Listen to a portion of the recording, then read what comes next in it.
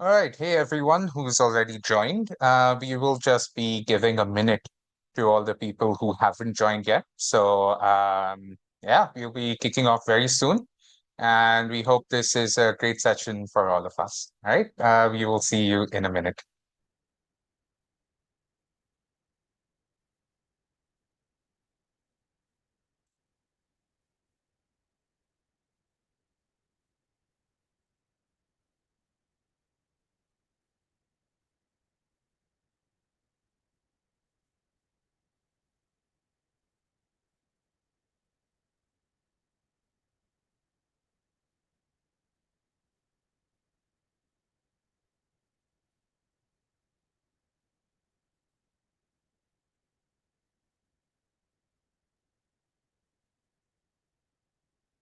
All right. I see a lot of people have joined, so this is a good a time to start as any.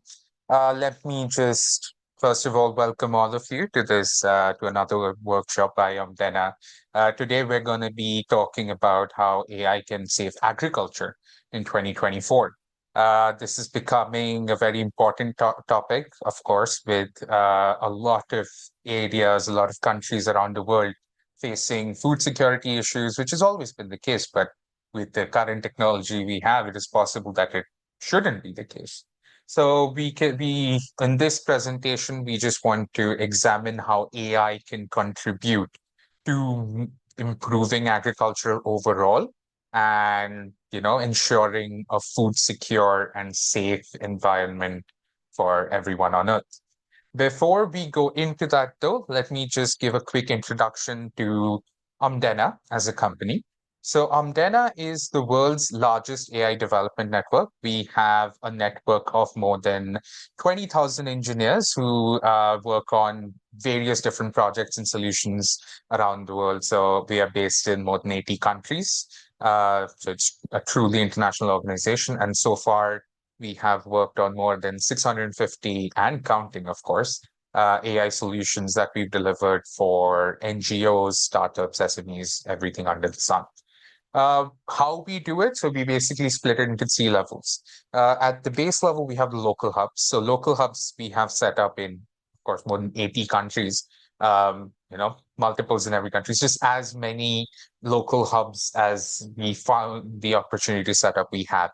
And in these local hubs, we educate budding AI engineers and help them reach their potential, help them learn and by participating in our impact projects where we take up a certain issue that local area or like a local issue that everyone is facing that local area can work on, and we have these engineers sort of develop a solution for that. Based on like the best engineers we find in that, we move them up to our top talent level where we have them participate in innovation challenges. These are level above our impact challenges and require a certain level of expertise. And we use the top talents that we've gathered from our local hubs and we have them work on these to come up with solutions that are truly groundbreaking and can be used by people around the world, right? So that's our innovation part. And on top, we have the Omdena Elite, where we like product engineer some AI solutions. So that's us working with organizations on specified problem statements, coming up with AI solutions that can, really help that company or whoever our partner is achieve their goals. And we also have grassroots AI. So grassroots AI is us working with countries like actual governments, where we set up a grassroots AI lab in that country that we use to educate the populace about AI, like recruit AI engineers, and basically build up an AI ready infrastructure in that company, in that country, that they can, of course, then use to help their people. So, yeah, that's how we do things. How we in all our work, we emphasize the human element in AI because we believe that the human is still a very important part of the AI process. AI should be for the people and by the people, and it should like mirror our best, but not inherit our worst, right? Because we see a lot of AI systems out there that that go ahead to reinforce some of our biases, some of our pre-existing notions, and with a collaborative effort that brings a variety of people together and really emphasizes their human contribution to the project is the only way we believe that we can make good and ethical AI solutions that enact positive change.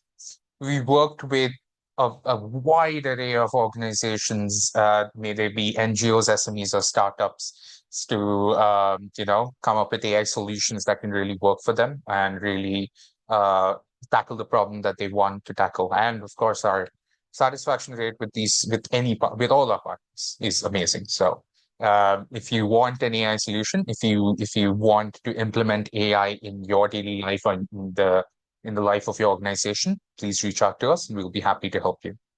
So now I'm going to be passing it on to my colleague James to take us through the landscape of modern agriculture. But before we do that, let me remind everyone that this is an interactive session. So any thoughts you have, any questions you have, please go ahead and drop them in the chat. We will look at opportunities to answer them during the presentation if it's relevant to what we're speaking about. Or, of course, we will answer them all at once at the end of the presentation. But we really want you to ask us whatever you want and give us your inputs and make this session productive for everyone who is currently here. So with that being said, let me hand it off to James. So James is our Vice President of Partnerships for Africa. And he's a data scientist himself and, of course, a business development expert. He's gotten us a lot of great partners over the years. And he manages basically most of our business hub activities across Africa, across 30 different chapters, across the whole continent. So that's James for you. And without further ado, let me just hand it over to him. Well, thank you so much, Kinav, for a good introduction. And yeah, so I'll try to keep it short and sweet, just to give you a brief overview of the modern the modern agriculture landscape. And I think if you go straight in terms of what's the progress that has been over the years, especially within the agriculture landscape. And one of the key things that the researchers that we have tried to surf upon, some of the key insights that we have found is that over the past 50 years, if you try to look in terms of the agriculture productivity, it has almost tripled. But despite the increasing of the agricultural productivity, what we have tried to see from the global perspective is that the food demand is not fully met. And why is the food demand not fully met globally? Well, the key thing that we try to see in terms of that, the main key factor is due to an equal distribution of the growing regions around the world. And given that when it comes to arable land, one of the key things is that we have limited resources when it comes to land, and I think we'll have to look this on the next part. I think so. Where if you try to look in terms of the the statistical figures, the studies are showing that we only have 12% of the global mass that is suitable for agriculture activities. And despite that 12% of only being available, it's not evenly distributed across the globe. Where what we see is that most of the areas that have been having a lot of agriculture activities in terms of the European side coming out to this Northern America and Southern America, and also parts of Africa and including Southern East Asia regions. And so from there, what we see when it comes to the aspects of food security, which I think we'll be having a look in here, so is that given that we have a very limited amount of land for which is fertile, I mean that for agriculture activities, what happens is that it shows that there are a lot of countries that are not having fertile land, which this relates to highly demand of food imports. And as we have dived deep in terms of the results, what we've even seen is that there are countries such as Benin and Yemen that when you look in terms of the data, half of their national import is food, and which is a really important thing to consider in that space if we're trying to address the aspect of food security. And So as a result of having most of the countries not having that fertile land, so it creates a huge food demand. And despite that, there's a less increase in terms of agricultural productivity. And what happens is this. So what happens is that we have a huge food shortage that is resulted as a market shift, where because we're having a huge, we are having less countries having most of the fertile land and not evenly distributed across the globe. So this creates a food shortages to the countries that are not having fertile land. And we'll have to look this. So when in terms of food shortages, so as a result of food shortages, what happens, what we get as a result is that we do get issues such as malnutrition. And we can try to look this from the global statistics that if you try to look in terms of the countries that are fighting against the hunger, so countries that have they've been facing hunger, if you try to look in terms of that, is that the major key issues in terms of it's mainly in terms of the inability to produce their own food, but this is not only to the countries that don't have the fertile land, but even the countries that even have most of the fertile land. And I can try to point this in terms of the African landscape, as you can see on the statistics on the map below. We try to see that despite African also having most of the fertile land, still there's lack of that agricultural production, increasing in terms of agricultural productivity to increase agricultural production. So to meet that food demand within the continent itself. But despite there's a huge demand in terms of the global demand in terms of that. So what we foresee is that most of the developing countries have been having a lot of the problem, especially when it comes to food imports. So they've been importing a lot. And so one of the key things is that we we need to reassess how best can we try as everyone, as a people who have interest in terms of combating this food shortage, we need to try to see how best can we address this elephant in the room. And I think in terms of this, we see a lot of technology playing space. Yeah, a lot of we see a lot of technology uh, influencing a lot of improvement when it comes to agricultural production space. So part of it, I think, with further ado, I'd like to dive a bit in terms of the challenges. What are the existing challenges that are facing the agriculture landscape today? And from the studies that we have gone through, one of the key things that we have found is that profoundly climate change is one of the key issues as a result of agriculture activity. And when it comes to agriculture production, we have a limited resource when it comes to land. We have only 12% of global mass, which is suitable for agriculture activity. And given that also most of the land where we do agriculture activity is also most of the place where we do resides. And one of the key things is that we need to ask ourselves is that the agriculture activities that we are employing today, the agriculture production activities that we are employing today, are they sustainable within the 100-year trajectory, let's say within the 200-year trajectory? And from that point, which comes to the second point, how is that the impact when it comes to the, are they one of the key contributing factors that are contributing to soil degradation we're talking about to, in terms of when it comes to affecting the overall amount of rainfall, when it comes to deforestation. And these are the key things that are really correlated with also agriculture activities in that side. Where in terms of this, as a result of this first point, you can see how it's correlated with the second point, where when it comes to doing agriculture activities, land is the key resources that we do require. And we need to clear the land in order to employ agriculture production activities. So how much are we affecting the surrounding biodiversity? This is also the question that we need to try to consider in place.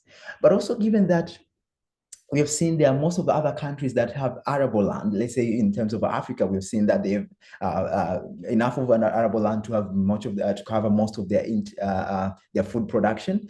But despite having most of the arable land, they lack to access of better technologies for them to improve their overall production, which we see that is very pivotal when it comes to have to meet the food demand, especially to the countries that have most of the fertile land. They need to use cutting edge technologies in terms of to increase their overall agriculture production activities, agriculture production, and in order to meet that food demand.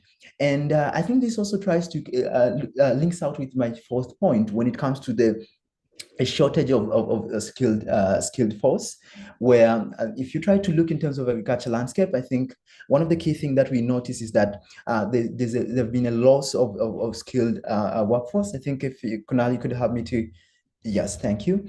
So one of the key things that we see is that yes, agriculture is there's a shortage of food supply, But and yes, technology is advancing, and one of the key things is that we are seeing is that there's a shortage of skilled workforce, especially within the agriculture space, including we are talking about the manual. There are still some of the works within the agriculture industry maybe needs manual labor work, but some of them need a lot of skilled workforce in terms of employing technological tools to facilitate agriculture activities.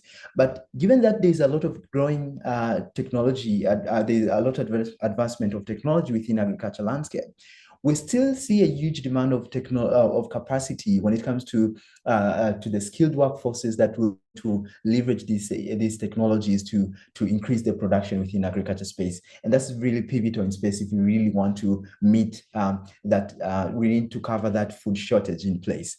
But part of it, I think, given the overall rising issues in terms of the climate change, we've been having a lot of issues of global warming, and even the countries that have most of the fertile, we're talking about fertile land, they are not able to produce a huge, a sufficient amount of food to meet their own local demands. So it also even creates a huge global demand in terms of the food within the countries that are importing the most. And so what we see is, as a result of this, is that there's a really rising demand that is growing up, and which also correlates with the last point when it comes to land availability, where given that land is a limited resource, and we see this as one of the key critical issues that we need to consider as we are moving forward is with agriculture, where when it comes to the land availability, one of the key things that we need to employ is that how sustainable sustainable practices are we employing when it comes to effective utilization of the land? And we have seen a lot of emerging technologies such as greenhouse farming compared to where we have been coming from, where we need to utilize the normal landing, where we've seen some of other new technologies such as vertical farming, which brings out effective utilization of land. And these are the key things that I'm glad to see on the ground that are some of the key issues that have started working on, some of the key solutions that have been working, initiated to address some of the key challenges. So I think I'll be happy to dive a bit in terms of how best can technology bring some of the solutions to some of the problems that I've mentioned here. But I think before I move further, I'd like to put a pause here and bring back the mic to my colleague Kunal. And as we dive further, specifically to see how technology could be applied to address some of the challenges that I've mentioned here. Thank you. And I look forward to reconnecting with you back soon. Over to you, Kunal.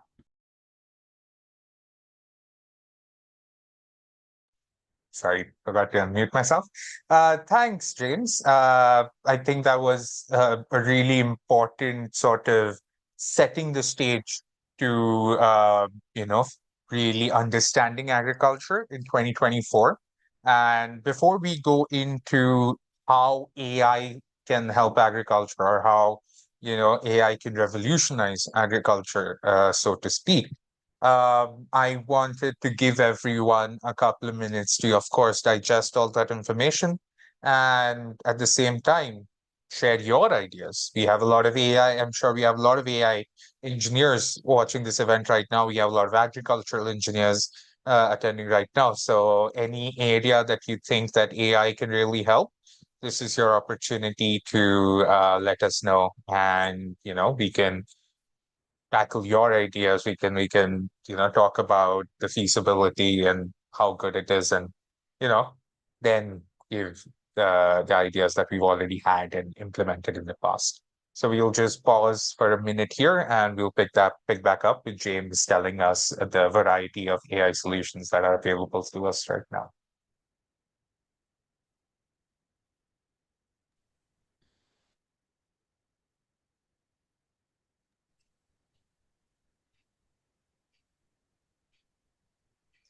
So, well, yeah, I think just to catch up, thank you so much, Kunal.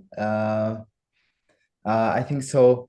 Coming back, I think catching up with the aspect of technology in space, as I think as earlier mentioned, that technology is very pivotal when it comes to increasing overall agricultural production.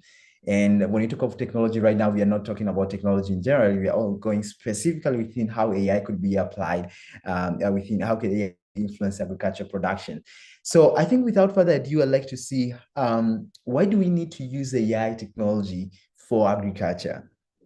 So when it comes to AI, in respect of the utilization of AI technology within agriculture, it all boils down to three key main points. Where one of the key things that we notice is that there's so much variability when it comes to agricultural production and yields. So there are so much factors that are varying a lot. And given that to a lot of varying factors that are associated with agricultural production and yields, so this creates a huge aspects of a huge requirement of being very agile and more adaptable to new technologies, because we need to really leverage technologies that are able to scale, are able to work efficiently at scale, so we can increase and meet that demand when it comes to applying those technology to really influence agriculture activities at scale. So adaptability is one of the key issues in that space. And when you talk of those 2 points, it all comes down to the last point, where this all happens as a result of continuous increase of vast amount of data that is being generated as a result of agriculture activities. So we have seen a lot of employment of IoT devices within agriculture space, where we need to track those data, we need to analyze them, we need to process them. And as a human, I think processing all those amount of data to have more informed decision is very intensive resources. But the good thing is that as a result of AI technology, this model are well capable just to address these things, as small they are and as big they are. And this is the beauty that we have with this continuous increase of AI technology. And we can see how AI is what are the AI core competence when it comes to the agriculture space, because given to the nature of the agriculture data, what we see is that it's very immense, it's very increasing. We are seeing a lot of big data happening within the agriculture space, which is very unstructured, it's very unorganized. And what we see is that it's not also retroactive in that sense, where we need to employ AI technology to have more insight. As a owner of a farmer, I need, as a owner of a farming land, I need to understand what kind of what's the risk associated with the crops that I'm growing up? What's the nature of the market demand? And how can I effectively employ tools to increase the overall production? So in terms of controlling the resources that I need to boost my overall agriculture, my overall production efficiency. So what we see is that the result of AI solution is that we have better insights in terms of not only just insights, in terms of actionable insights, which are condensed, and in terms of accessible, and that can be used proactively when in terms of teams, where do you need to mostly allocate your teams and resources to have most production and efficiency in the place. So all these are data-driven applications out of this. And so we'll see in terms of other benefits that you can get as a result of employing AI technology in space. So some of the benefits that we have analyzed as a result of utilizing AI technologies in terms of cost saving in place. So how can AI be employed in terms of lowering the cost of production? So one of the key things is in terms of understanding out. We have seen things that have been applied, for example, in greenhouse farming. We've been seeing a lot of application of AI technology that instead of in terms of automatic sensors that could assess the amount of water that is being required for the plants, so they can have a very minimal supply of water to we're talking about a very efficient drip system to each plant, and part of this, I think, when it comes to conservation of water and other key things, the resources that are needed for those crops growth, AI is very pivotal to have intelligent systems that could analyze that, could lower cost of the resources that will need to be utilized to grow most of the crops in that place. And this is just one of the aspects, but also in terms of the resource allocation, this is very pivotal when you are relying data-driven decisions. Relying in terms of having more informed decision in place. But also as in terms of scalability, because we see that the demand is increasing, so that shows also a significant need of the production to be increasing. And in order for us to increase production, we need to really scale. We need to have technology that could be scalable. So scalability is very pivotal in that space. So despite we need, whether the amount of the data that you're dealing out are small, whether the amount of data you're dealing out with a huge amount of data that is coming out in a very it's in after just consecutive amount of time. We're talking about after let's say seconds, data that is being generated after weeks, after months, depending on how fast are you generating the data. As we have seen a lot of utilization of IoT devices. So with AI, you have a very great space where you can apply solutions such as big data to be able to crunch those insights, crunch those data to have more informed decision, more insights that will provide you with informed decisions on how best you can allocate your resources and have more production. But when it comes to efficiency, this is also very pivotal. And especially I think this comes to the point which it's also correlated with the first point when it comes to resource allocation, how best you allocate the resources. If you're having out data-driven decision, this is very important, and AI is very pivotal for that.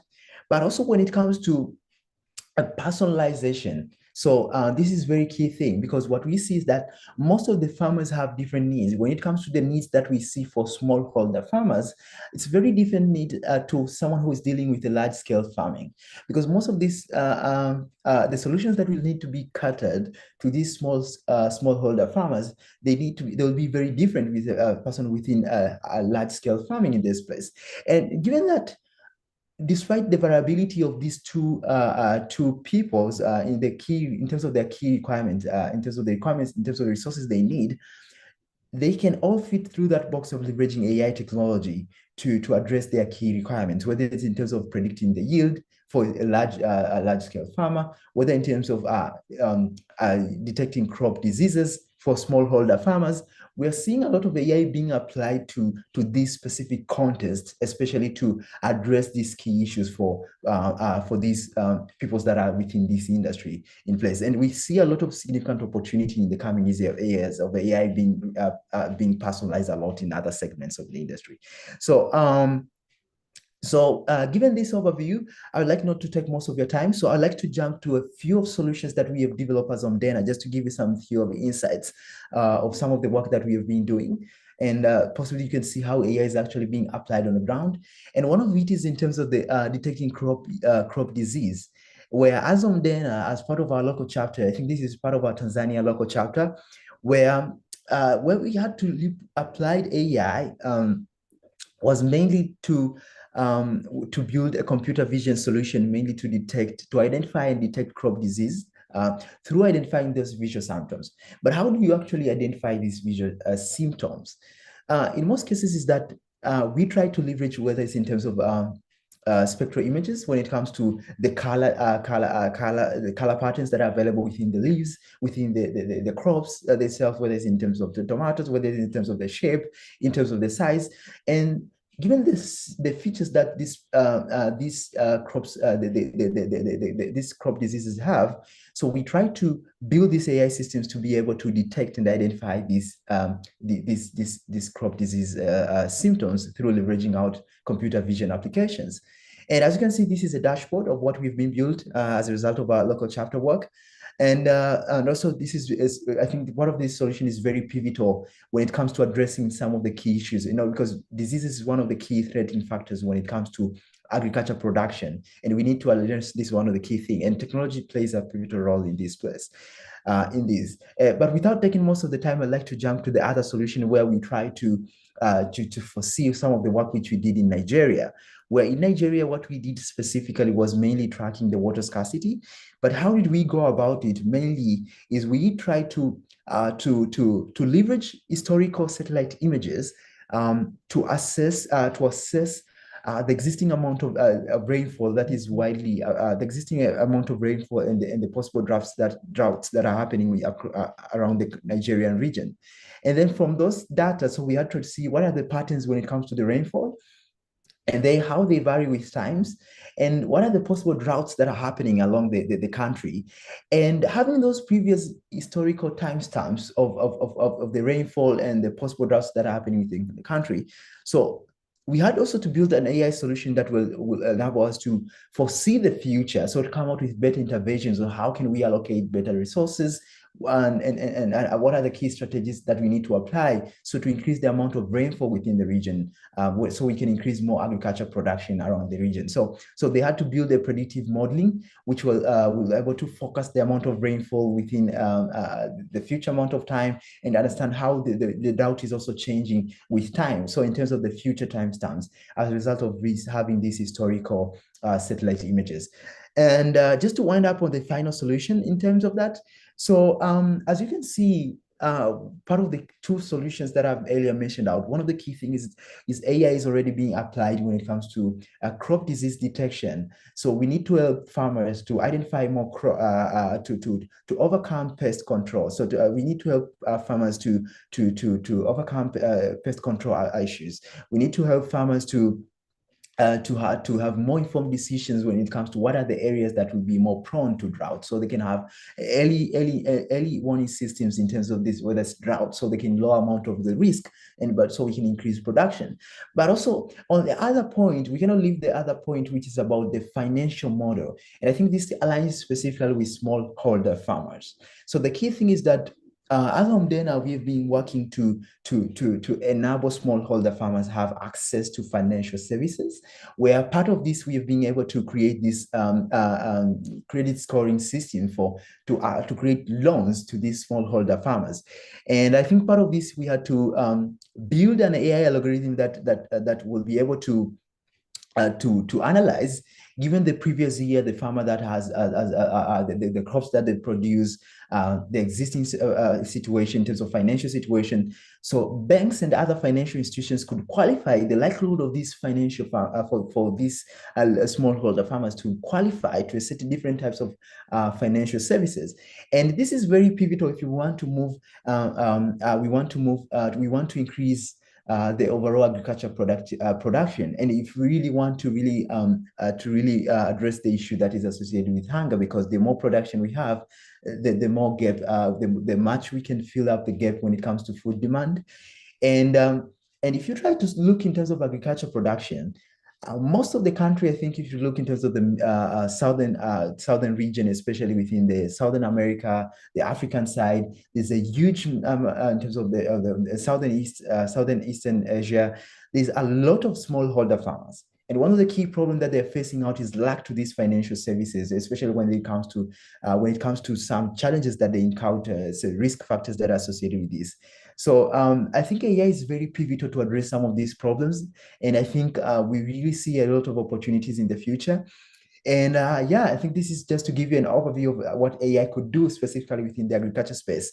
So without taking most of the time, I'd like to put a pause here and over back to my colleague Kunal as we dive to deliver more insights of what AI could do and what we've done as Omdena. Thank you so much, and wish you a nice session ahead. Thank you so much. Thank you, James. I think that was really enlightening. So now we've learned a bunch of different ways that AI can, really help farms and really help agriculture in general increase its productivity and do a good job of creating more food for more people and solving the issue of world hunger. But to know what exactly it's like on the ground when we are applying, we are doing a project and we're coming up with solutions and we're applying them. Like for all of that, we took a case study that we will get into more detail of with our colleague here at Teta. So Teta is an agricultural engineer. He is an expert in agricultural technology and mechanization, and he is the chapter lead for our Dar es Salaam local chapter in Tanzania.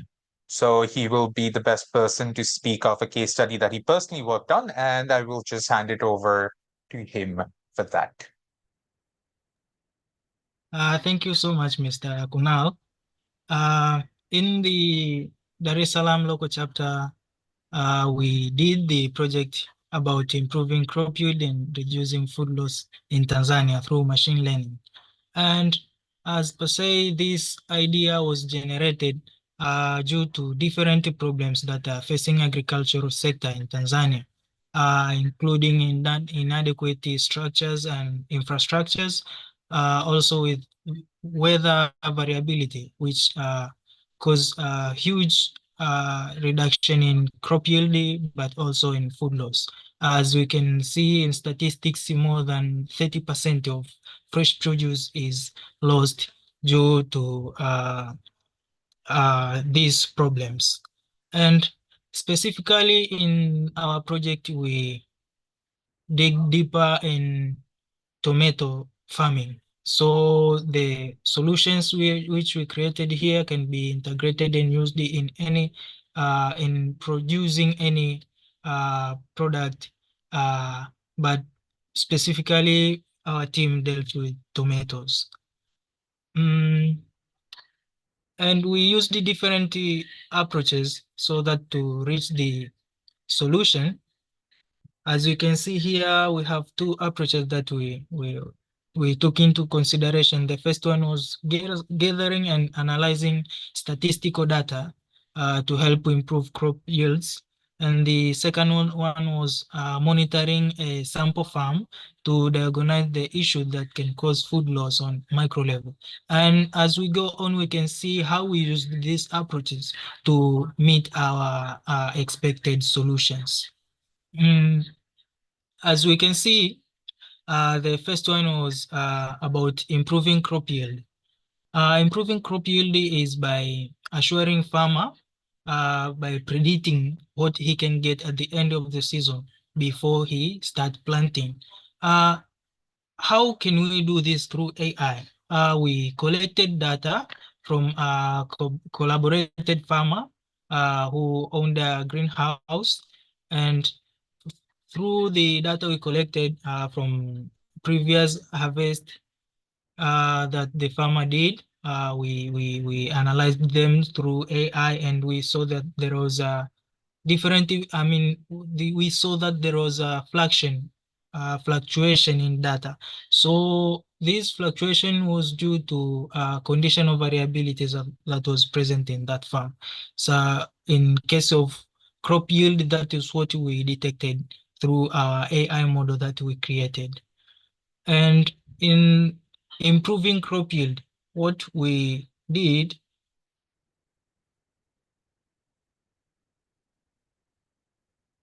yes, Mr. Kunal, in reducing those variabilities that we detected in that farm, we detected, we saw that it was a good approach using a greenhouse, because many farmers got low yield because they used the local methods, but the farmer who used the greenhouse got more yield than other farmers. So the first one, it was a great approach using the greenhouse, but we saw that there was different problems, including that the farmer was still depending on rainfall water for irrigation, so that was unreliable.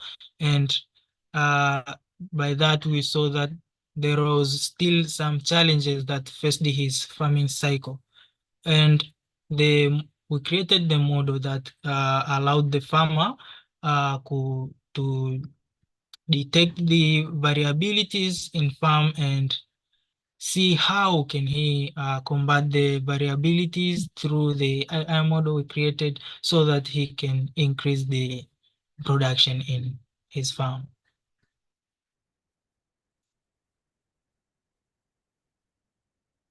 Also, the other major problem that we saw, it was food loss. There is great food loss in fresh produce in Tanzania due to we detected from the farm unit that we was dealing with, that there was different problems that were causing food loss, tomato to be lost. The first problem, it was poor harvesting techniques, and we saw that there was poor packaging of materials. Also, the storage structures was poor. So through this, we needed to make an improvement through a AI model so that we can meet the solution that we intended. And we tracked the farm cycle of tomatoes in that field, and then from harvesting stage to transporting stage, we dig deeper and see which problems was causing the loss in tomatoes, and we created an AI model that could guide the farmer starting from harvesting to transporting. So which condition he could maintain so that uh, his produce could be kept fresh as they from harvest to the transporting stage, so that he could not get uh, losses in his production. So that was all about our project that we did in Dar es Salaam chapter. Great, great. That sounds good. Teta, thank you for sharing your insights with us. Thank you for sharing, how taking AI and like just identifying a problem and then working on it, in a very planned manner with people that are familiar with the landscape can really lead to some really good solutions to improve, uh, farming conditions, to improve food production, to reduce food loss, and just that's the power of AI. So thank you for taking us through the project that you worked on. As we promised, we've kept time at the end of the session for some questions. So of course, I'll give everyone 2 minutes to go ahead and type out any questions you have in the chat. We'll pick those up and we will then, James or Teta will answer those questions based on what they've been speaking of. So yeah, guys, 1 minute pause here and we'll get back to you quickly.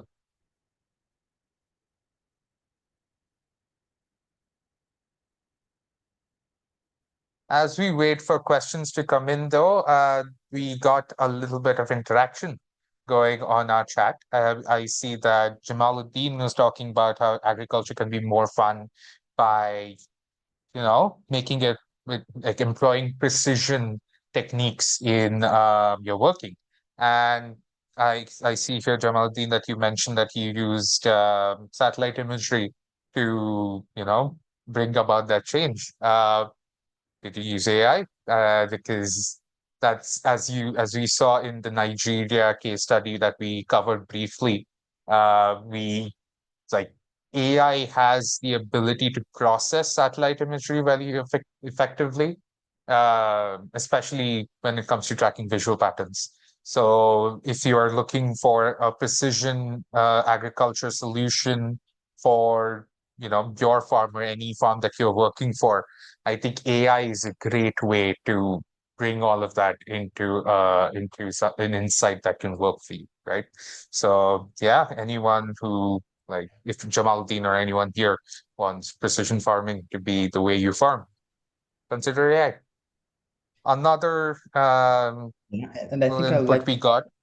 Yes, go I ahead, would like to add James. to the question regarding Jamal. So I think when it comes to satellite data, I think the utilization of satellite data, especially for example, in terms of what we've done in Nigeria, one of the key things that we see is in terms of integration of remote sensing, especially in terms of mapping out, for example, in the case of what we have shared in Nigeria. So we had the sense of detecting rainfall, amount of rainfall and droughts.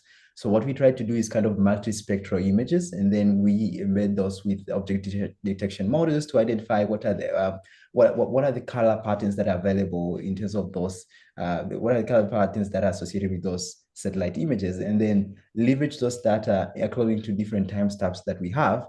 So first we have kind of object detection models to identify the areas that what are the features that are associated with droughts and rainfall. How do they look in satellite image? And then second, after we have built that model first to predict and identify those features, so second, we can to layer that with timestamps data to actually see how do those data change with time. And then we can build a time series system that will actually create a forecast of the future to see how will that change, how is the change with time. So I think that's just to answer the question of Jamal.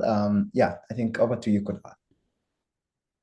Great, We have a couple of questions coming in. Let me just go through them and ask them to you in order.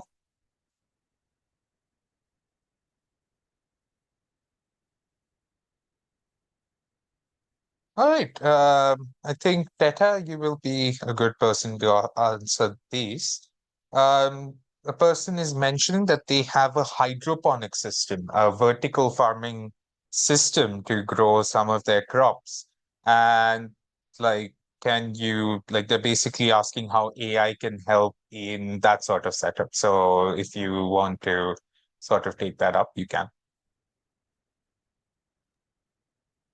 Oh, thank you so much. By answering that question, AI model can be used to help in uh, dealing with his vertical farm. In how, or as we can see, AI model can be created to help a farmer to deal with his farm, knowing the conditions that are required in the specific area, how much nutrients are required by the crops. So all these can be set into an AI model and help farmer to reduce the use of a lot of maybe fertilizers or a lot of pesticides. So by using an AI model, we can deal with these variabilities in an effective manner so that he cannot use a lot of cost, but he can solve the problems that he's facing in his farm. So it's model more than using the local approach that many people are using. Yeah, and Okay. maybe can I Yeah. chip in now? Thank Yeah, you. yeah, sure, sure. I think also if you refer in terms of the vertical farming, I think if I got the question correct, is how AI could be utilized, especially within the vertical farming space. Is that correct? Yes, that is correct. So I think I like to refer that to one of the work which we did, I think in Omdena, I think we did within Algeria, where we were trying to build intelligent system for greenhouse farming. And if you try to do in terms of vertical farming, one of the key things if you notice is that you need drip system that will be integrated. You need a good thermostat system that will be optimizing the temperature within the room according to different situations that are created within the plant. And part of it, I think you need also to identify where some of the other key features in terms of some of the other key attributes in terms of the humidity that is associated within the room. So what we had to do basically was to build a model that will analyze all this data that are collected from these micro sensors that are collecting data in terms of the amount of the water within the plant, the fertilizer within the plant, the surrounding temperature, and then so what happens is that the model will be able to analyze those insights and then be able to predict. So whether there's a demand, there's a shortage of water supply. So the system could be automated. So where the water could be, the drip system could be activated to produce more water to the plant, and then the rest will go. So this, as a result, will not need someone to actually switch on the drip system or maybe monitor the temperature. So the AI system could self-regulate when is the amount to increase the temperature, at what temperature range should we add. And that's a very pivotal thing when it comes to vertical farming, especially greenhouse farming in space, how AI could be applied in that space. Great. Thanks for that. Thanks for that, James. I think that was a great way to bring in something that Omdena has done in the past as well, and we have personal experience of.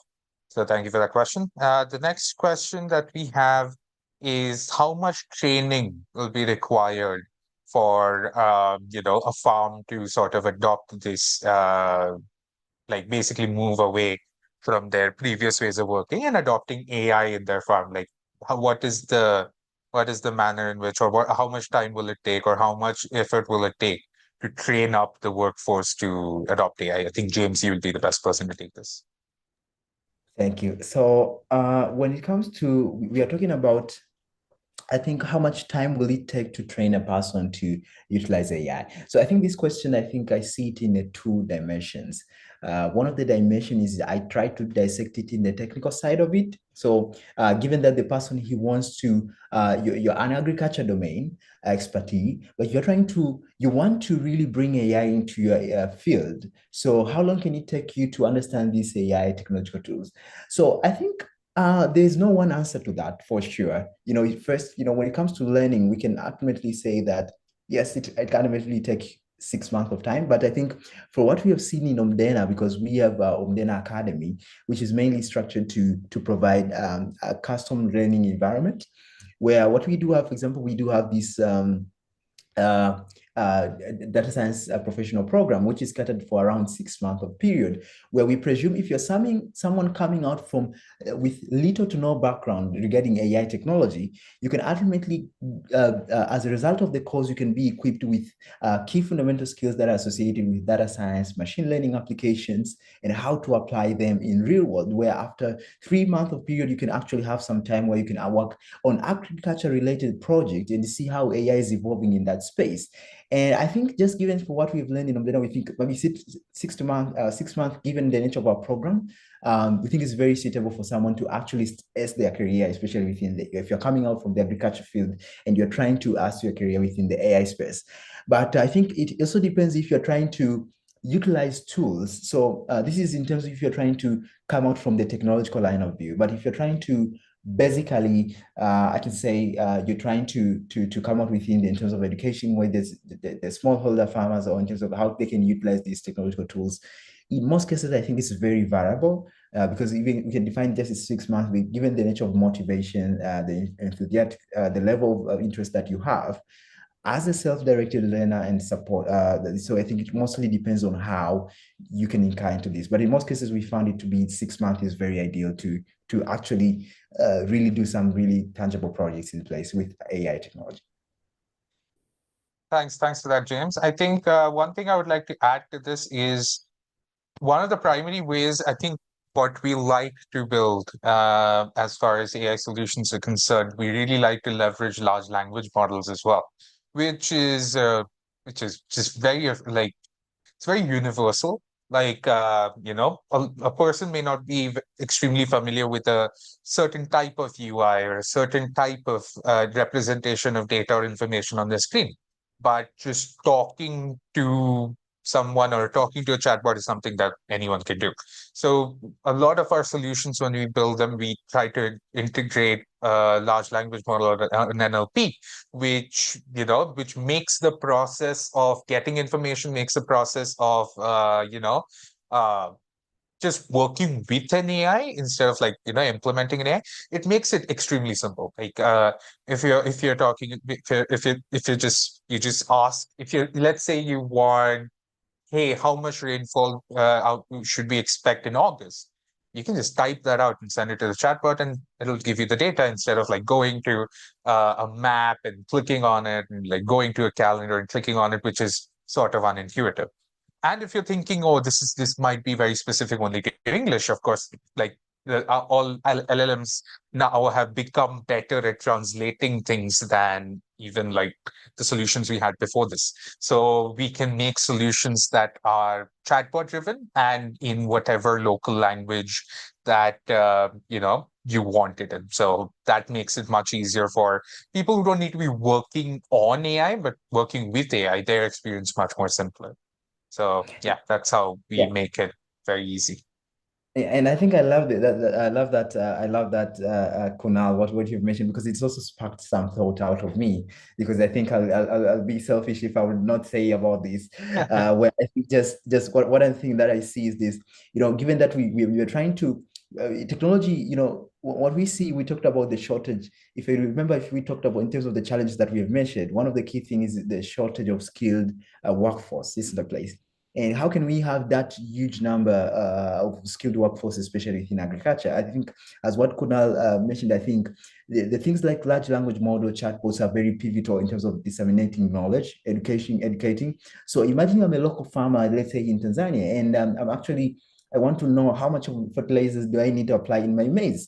So instead of just going through an endless content, in terms of the website. With an end chatbot, I can just ask and that again and get supportive, actionable items in terms of actionable insights of what need I to do to and what's the optimum amount of the fertilizers that I need to apply to my crops. Let's say when it comes to what's the variability of the rain when it comes to the nature of how long does it take to grow crops like maize? What are the diseases that are associated with this kind of crops? So having tools in place like that, not only just ChatGPT that are very generic, but that are very specific for specific niche within the segment when it comes to agriculture. I think this is very pivotal when it comes to educating, providing supportive tools for these, whether it's smallholder farmers or large farmers in place. So yeah, thank you so much. Over to you, Kunal. All right, James. Thanks for adding on to that. Okay, so there are a couple of questions here which I think are along several like similar lines. These are more complex questions, but Richard asks, here in Tanzania, there are more peasants than farmers, and how AI can aid peasants. And OPO asks, how can an illiterate peasant farmer access your services?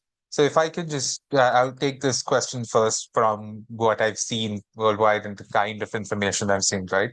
So the reason that we have to first ask the question, why are there peasants, right? Why are there people disenfranchised, not given the proper wage, not given the proper conditions in order to live like a well-fulfilled life? And the reason for that is that the country itself is not economically developed enough to support all of its people, right?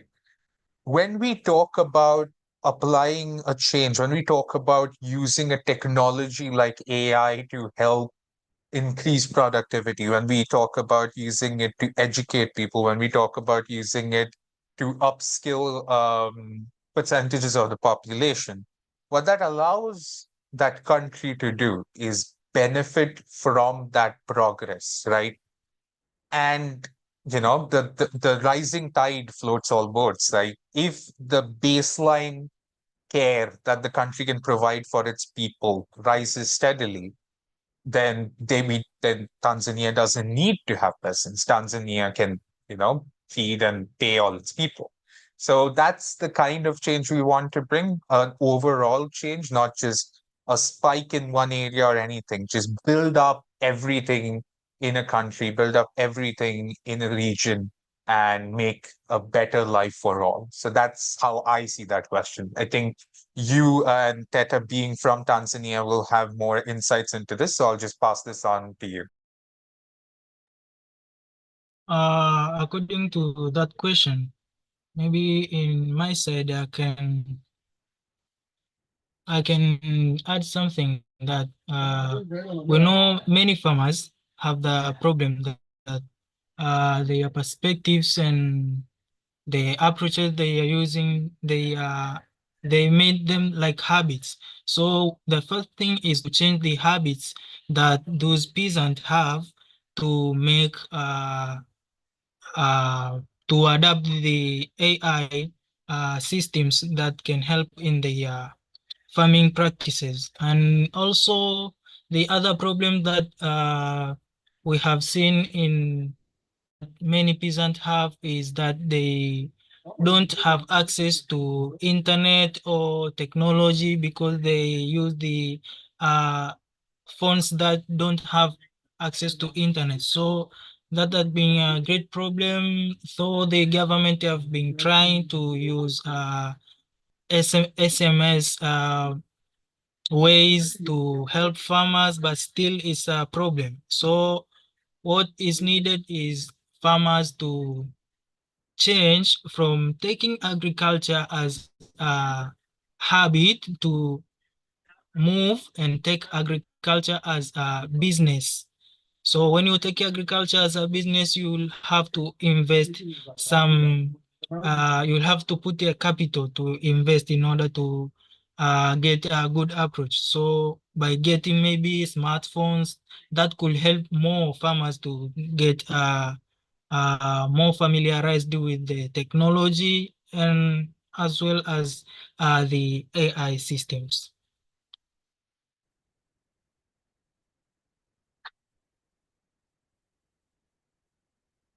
Yeah, thanks for your input, Teta.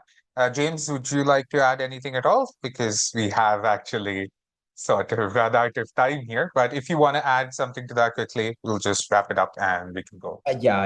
I think I'm glad to hear. I think I've also checked some of the questions, and I'm really interested that they're very good question. I think especially addressing the question of peasants with farm. I think in terms of the pests and farmers, the peasant with farmers. One of the key thing I think also I've seen some of the people talking about illiterate, that we are having illiterate farmers in that space. For sure, I can say that, you know, there's a lot of things, there are a lot of variables that we need to consider in that space. But I think especially when it comes to the, let's say we took it in the sense of pests and farmers, one of the key things, or present with farmers, I think the main key thing is to understand what's the most key priority area that we need to address. One of the key thing when it comes to technology, well, the way I like to look at it is in terms of the simplicity. So let's say we have, for example, if you see how AI could affect, especially when talking about peasants, one of the key things, the very critical area that they need is access to financial services. And this is the very right opportunity just knocking around the door. And I think as a strategic way to bring them around the technology, I think this is the one way we could bring them around. So if they're having access to these financial resources, that could be one of the key opportunity for us to, for them to be able to navigate some of the key existing agriculture challenges. But second, when I try to look at it in terms of the other key aspects, is I think when it comes to them accessibility technology, accessing technology, I think this comes as a problem in a nationwide perspective, because one of the key things is that when you want these people first to leverage AI technology, it all comes with an infrastructure perspective. It all comes with the accessibility to those technical infrastructure so that they can utilize those AI tools in place. So, but what we see is this, there's no way we can escape about it when it comes to how AI technology was shaped, whether it's Tanzania agriculture or the whole global agriculture in general, because people are moving out from just doing agriculture because we are used just to do agriculture, but we just need to have more informed decision, data-driven agriculture, where we want to have more informed decision on how best we can grow our yield, how best, what's the impact are we generating on the climate, and from that point of view, so how can I mitigate the risks associated with my crops? So in most cases is that this is something that we cannot escape, but it's something that we need to ask, is it right now? Are we prepared maybe because is it now or later? Just giving the sense that we don't have the right infrastructures doesn't mean that these people don't need these technologies. It still remains, the gap still remains there for them to leverage AI technology for that particular aspect. And I think when it comes to, I think I answered most of that question in place.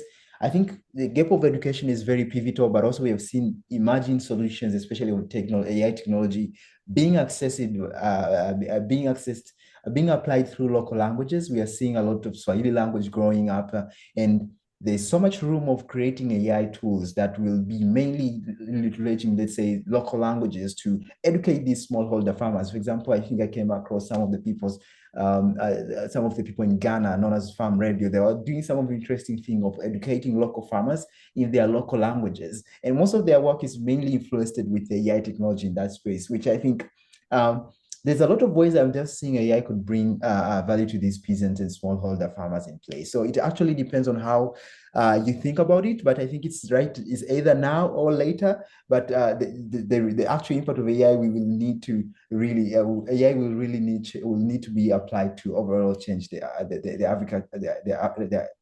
underlying agriculture narrative in place. So yeah, thank you. Over to you, Kunal. That was great. That was this is a really important conversation to have because we can sit here and we can keep talking about technologies, but like in the real world, there's a lot that goes into doing that. And these conversations on how we can improve life overall instead of in specific places is something that is our vision as Omdena, is something that we do want to achieve as much as possible in as far as we can reach and as quickly as possible. So thank you for adding to our ethos there, James and Beta, with your insights on Tanzanian peasants as well. We have already gone over time, so that will mark an end to our presentation today. I will be sending everyone who attended here. I mean, of course, if you're on LinkedIn already, you can just click back on this link anytime and replay the entire presentation at your convenience. But everyone who signed up through our website and through our emails that we sent out, I will be sharing with you a downloaded version of this recording for your convenience. So that's what you can expect in the coming days. Apart from that, please continue tuning into our LinkedIn, and we will be hosting several workshops over the course of the next few weeks. Where if you have any interest in AI and using AI or like working in AI, I think these presentations are a great place to start. Apart from that, if you want to reach out to us, if you want to work with us, you can visit our website, omdena.com. You can also reach out to either James or me. I will drop our email IDs in the chat on LinkedIn. So, you can just access that, pick that up, reach out to us, and we will put you in touch with the rest of our team. So, yeah, that's about it. And we hope all of you have a great day ahead. And we'll see you on the next one. All right. Bye, guys. James, Tata, you want to say bye? Bye, guys. So it was actually a pleasure being with you in the session. Just wishing you a nice weekend ahead. Bye. Bye.